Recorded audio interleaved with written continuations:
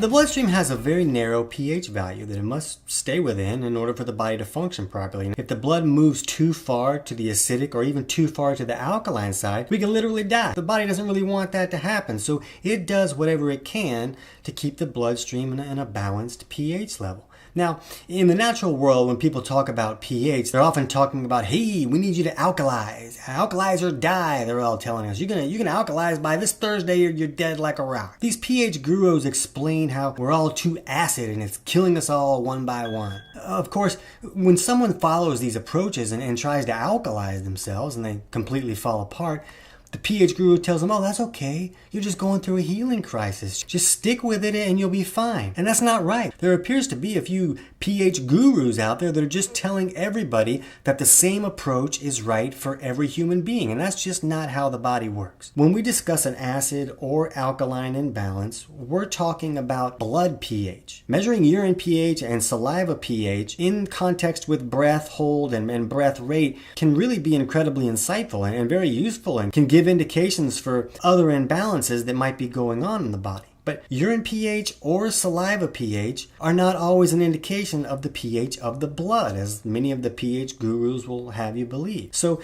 if you're just measuring your urine pH and it shows up on the acidic side and you think, oh, I try to alkalize my whole body, well, that can be very problematic. It's extremely common for us to see a person with an acidic urine pH, yet their blood is leaning too far on the alkaline side.